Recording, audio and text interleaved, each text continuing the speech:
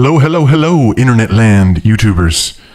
Welcome to my first video. We're going to keep it simple. I'm feeling good. Are you guys feeling good? We're going to ask the question today, is feminism about equality? Is the definition equality? Is it actually about equality? All right, let's dive right in and get directly to philosophical stuff. First, we're going to go to a term that engineers love to use and scientists love to use and people who are very, very smart love to use. And we can pull up a Wikipedia page here. You can search for it. It basically goes like this. The purpose of a system is what it does. Think about that for a second. It doesn't really sound that interesting or that important at first, but after a while, if you really think about it, it means a whole lot. What it means is that, well, I'm sure a lot of you have been in relationships before, and you've gotten to a point where one of you said, hey, actions speak louder than words, right? And of course, you're buying a product online or, you're being pitched something. Maybe you're hiring an employee somewhere. Maybe you are the person trying to get hired somewhere. And there's a big difference between what people say they are and what they actually are. And there's a difference between what things are and how people describe the things. It's marketing. It's like human nature.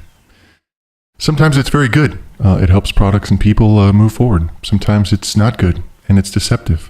So the reason people use the purpose of a system is what it does in software is basically because when you receive a program and the program has documentation and then the program doesn't behave according to the documentation, well, that program is considered defective and it can bring up a lot of problems. Maybe you paid a lot of money for that software and you want your money back or you want a refund or you now think the person who made it is incompetent or, a whole host of problems, right?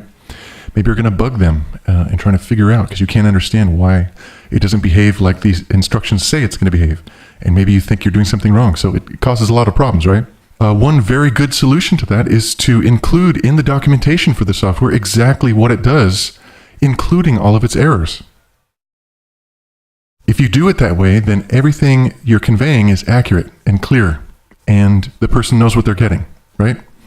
So this is very important. I mean, it's good in life. It helps in a lot of areas if you think this way. The purpose of a system is what it does. If somebody's telling you cocaine will make you really happy, and then you take the cocaine and it makes you miserable and it ruins your life, well, should you go by what the drug dealer says? Or should you go by what the cocaine is actually doing, right? Or pick your drug. I don't know if you guys like cocaine. I don't think it's cool.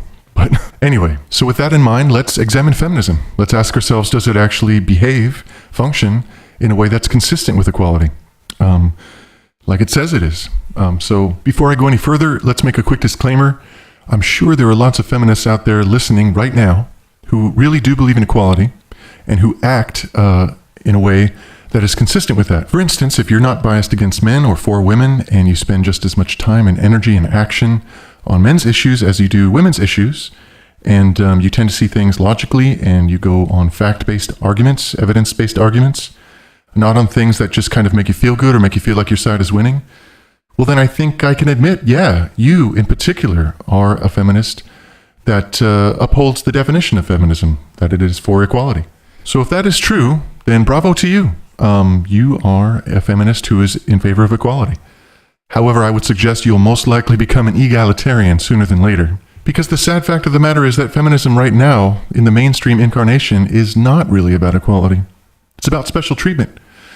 And we can just look around very quickly and notice that the biggest sexists, the feminists with the most fallacious arguments, the most man-hating arguments, the ones who talk about white male privilege and manspreading and mansplaining, and the ones who throw false statistics about 1 in 5 women are raped on college campuses, despite the fact that that's not true at all, and other bad claims that generally hurt men, all of these people who are the worst feminists, they get the most attention.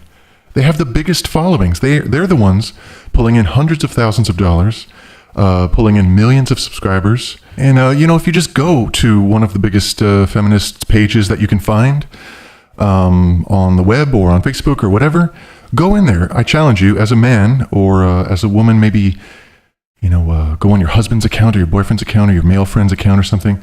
Go in there and say something contrary to what one of the feminists are saying.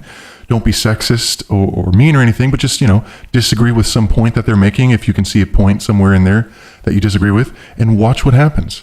They will quickly dismiss your opinion on the basis of your gender and throw other ad hominems at you like you're unscrewable, nobody likes you, you live in a basement, you have no money, you are a jerk, I feel sorry for the women in your life, etc. And let's ask ourselves honestly, if we were in a men's forum or a men's Facebook page or something like that, and a woman showed up and disagreed with something we said, and she didn't really say it in a sexist way, she just disagreed with us, and then someone came along and said, hey, your opinion is invalid because you're a woman, and I'd appreciate if you stay out of our issues. Wouldn't you think that person was sexist? Wouldn't you also think that person's an idiot because, you don't really need the same genitals to understand other people's problems? Granted, there's a certain amount of first-person experience that you can't get, but remember, perception is not the same thing as fact. For instance, if what the feminists say were true, then no male doctors could ever become gynecologists or therapists to females or, anything. No male could ever help or serve or work for a woman in any capacity whatsoever because he would be completely clueless. And yet in the real world, we know that's not true because people can get an education, people can get experience, people can learn things, people can have things explained to them.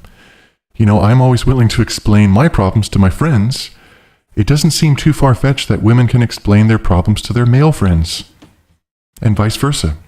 Anyway, so then feminists claim, hey, we care about men's issues just as much as women's issues. But if you examine that with any amount of honesty, you can see that that's a lie as well.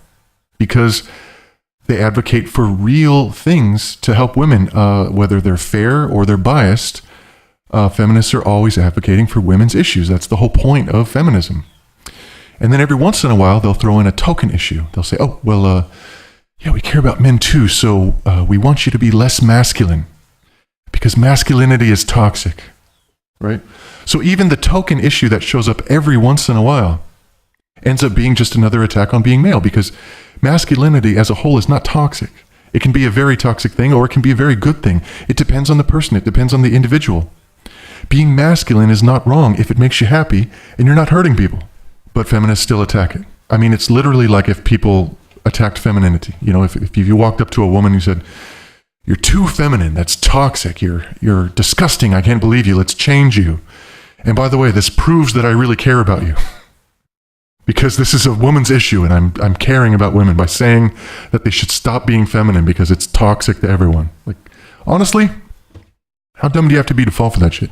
So then, of course, after you've cornered the feminists and they have to admit that they advocate and care more for women's issues than men's issues, their next inevitable response is that feminism is really women's equal rights. So they'll say, well, we're for equal rights. We're just for them only for women or mostly for women, right? So at that point, you admit it's not equality. It's equality with an asterisk. Think about that for a moment. Feminism is not equality. It's equality, asterisk, for women. Think about that for a moment. How can a group be for equality if it's only for equality for one group? That doesn't even make any sense. So let's keep this video short by summing it up. I think it's fair to say that if you are being honest, it's easy to see that feminism advocates mostly for women and it uses sort of like a logical loophole that it thinks works, where it says, oh, we're only going to focus on women, but don't worry, it's still equality. And then it claims to be for equality. So its definition does not match its actions. Therefore, by the heuristic we used earlier, the purpose of a system is what it does, we can say pretty much definitively that the purpose of feminism is not equality. It's the advocacy of women. Call that what you'd like, but for the purposes of this argument, I think we have debunked the idea that feminism is synonymous with equality. I mean, really, just think about it. This whole video is unnecessary because if really you could go around in life and just start labeling yourself and people had to believe you, otherwise they were bigots or racists or whatever, right? Then everyone would walk around labeling themselves in the most favorable way possible. Think about it. I mean, I guess that's what people kind of already try to do. Luckily, we don't actually believe other people's labels unless we have proof, But I guess feminism thinks we're going to fall for it. Hi, my name is, John. I am the nicest person you have ever known in your entire life. And then they take your wallet, right? And also, isn't the definition of communism equality also? And yet most people know that communism is not really a good system. The reason being is that equality is an abstract concept. It's a perfect concept. It's something that we can never actually reach. It's good to pursue equality. Equality is worth pursuing. It's worth going toward equality if you can. But the problem is that someone human has to pursue equality, which means it's subject to mistakes and errors and misinterpretations and confusion and deception and things like that. So, equality is a good concept, but a group of people pursuing equality are prone to make a lot of mistakes and are actually even prone to end up going in the complete wrong direction. And that's what feminism has become, if you can say that it ever was going in the right direction. So anyway, to those of you who really do believe in equality, even after hearing all of this, you're still on board with equality. Maybe you think you're a feminist, maybe you don't. I salute you, because equality itself is good. It's just that the movement feminism doesn't seem to be very good. And I would sincerely suggest to you to try a different label, because the sad fact of life is that we are incredibly vulnerable to marketing messages, which means, just look around you, the entire world, marketing, right? Brand, a bad company name can sink a company. Think of how dumb that is, right? And yet we all do it. So I would suggest that the word feminism, this is going to sound silly, but the word feminism sounds too much like feminism or femalism. And even though reasonable people won't really let that influence their decision, the world is full of idiots and assholes. And people are going to hear feminism, and the back of their brain, their subconscious mind, is going to hear femalism.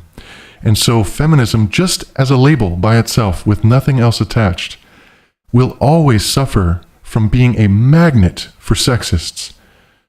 Personally, I think right now, the egalitarian movement and humanists, they seem to be a lot more reasonable. They seem to suffer from a lot less bias. And the words don't sound like the kind of words that would be magnets for people who are sexist in one way or another. And one final thought. If you're at home and you're a feminist and you're listening to this and you're thinking that my opinion is less valid because I'm a man, well, you probably just proved my point.